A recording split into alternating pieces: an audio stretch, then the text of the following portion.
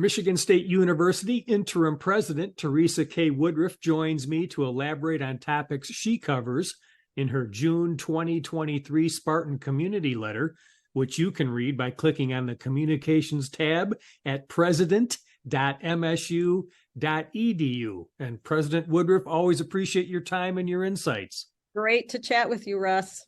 Well, as you write this month, summer might bring a more languid aspect to our lovely campus, but the rhythms of our university calendar continue to move us forward toward another exciting academic year only a couple of months away. And to that end, the financial foundation for the coming year is now firm, with the Board of Trustees approval this month of a budget for the fiscal year starting July 1.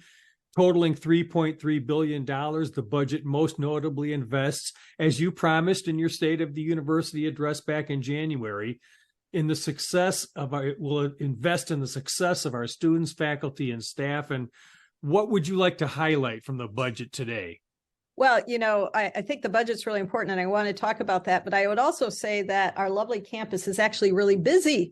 Always. We've got a lot of folks on campus right now. We've got a whole bunch of high school students that are with our drum line, and they're across campus. And I was last night with our girls' state, who are high school rising juniors and seniors who are here to learn about governance and being in government. And there are about 350 of them on campus. We've got people doing Frisbee golf and people all over campus. So and we've got about 4,000 students on campus who are in classes. And of course, our laboratories are all at full speed. So the campus, there are different rhythms. You're exactly right. But we've got a lot going on as we kind of round out the end of summer session 1 and move into summer session 2. And I'm really excited about that. And of course, as you said, we really do have a great foundation for success, and we do appreciate the Board of Trustees' engagement and approval this month on our budget. And that budget really does prioritize compensation.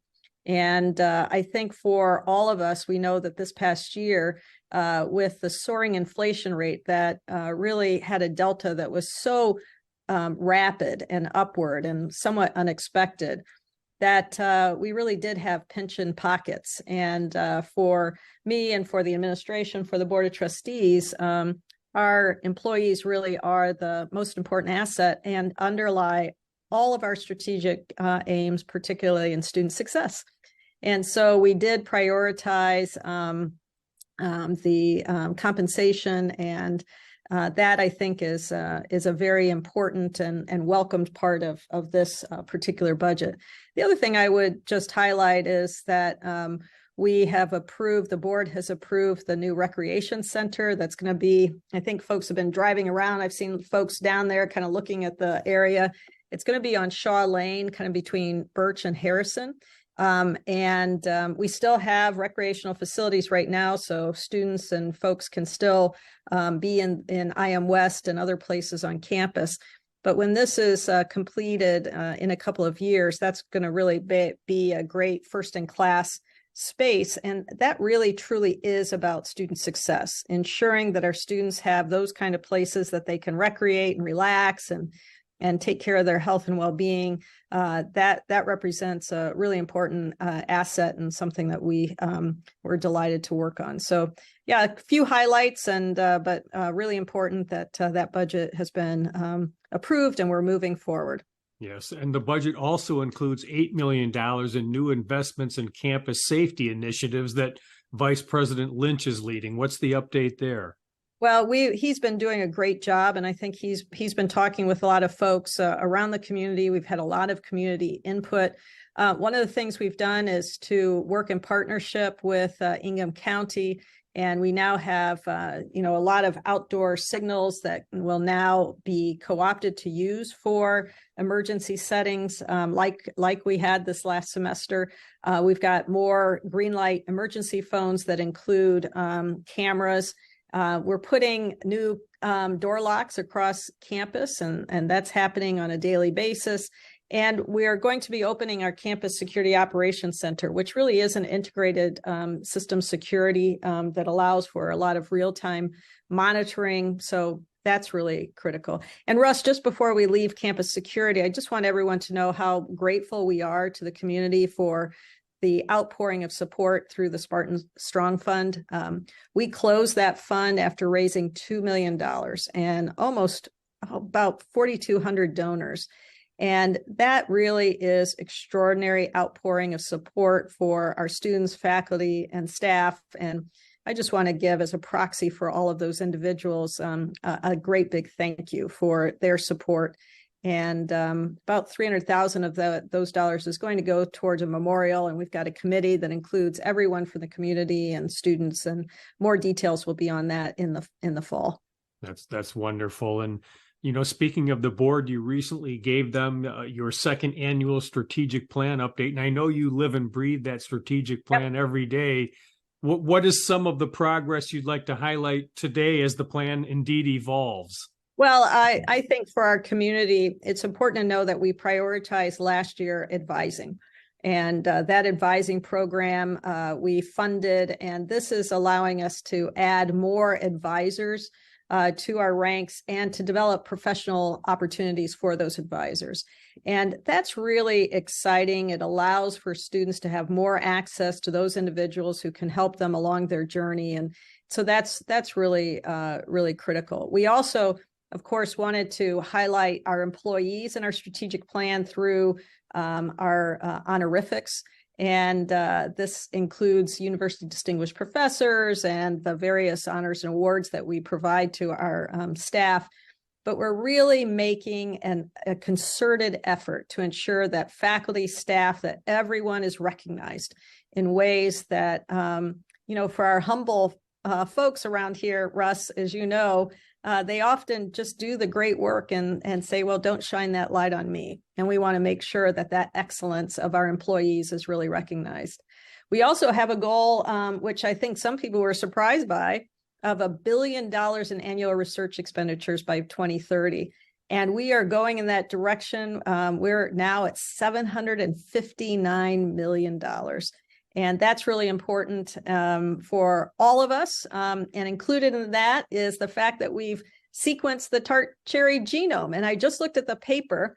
Kelly Millenboss sent it to me, and I have that paper. So I'm looking at the figures, and I'm not going to be able to breed our varieties better as our climate changes, but someone is. And I was really proud to get that paper and be able to see what our folks have done. And you know, there's so many things. We have our sustainability goals. We're number 2 in Times Higher Ed in the U.S. I mean, that's really good. We're number 2 in the entire U.S. for sustainabilities. And our DEI goals are ones that we continue to build year on year. This includes in our healthcare colleges, where we've increased our number of students of color by more than 10%. And that's really critical. So these are just a few kind of touch points across that strategic plan. And we've got a report that's up on the website, and I'd be happy for anybody to check it out and follow our progress there. It's really simple too, strategicplan.msu.edu. And Teresa, around the state, you visited our extensive footprint in Grand Rapids. You announced an investment in the iconic Fisher Building in Detroit, and highlighted our role in Lansing's regional community at an address at the Lansing Economic Club. Just your thoughts on those areas as we again work to make the state better.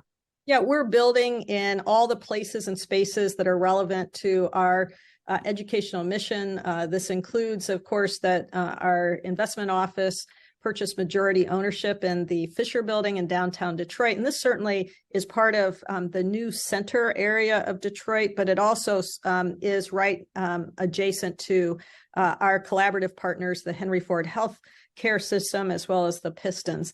And this partnership is really going to help us toward our commitment of reducing health disparities, particularly in Detroit, but using our research acumen to build better care for every zip code across the state of Michigan. You're right. I also have been working in Lansing, and we have an annual economic impact across the Lansing regional area that's just really remarkable. And we've just announced a community initiative called Believe, I believe in Lansing, and many people do as well. And I think co-chaired by April Klobus from the MSU FCU, we're going to bring excellence to Lansing through investment, empowerment, vision, and energy. That's believe, bringing excellence to Lansing through investment, empowerment, vision, and energy. And later this summer, I'm going to be on some dairy farms and out in some fields. I'm going to be at a cheese factory.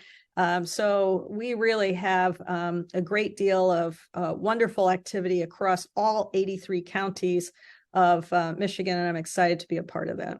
And before I let you go, congratulations are in order for your husband, Tom, who is going into the National Academy of Inventors.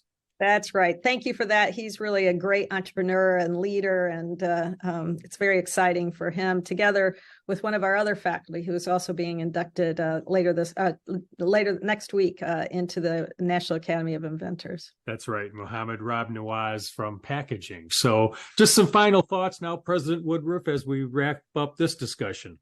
Well, it's summer, and it is thought that these are slower, more languid days, as you started out. And I think they are in some ways, but there are also great things that are happening as everyone gets ready for this next fall season of education. And just so thrilled to be able to elevate to our community some of these great things that are happening at Michigan State. And that is Michigan State University Interim President Teresa K. Woodruff. She joined me to elaborate on topics she covers in her June 2023 Spartan Community Letter, which you can read by clicking on the Communications tab at president.msu.edu. And I'm Russ White. This is MSU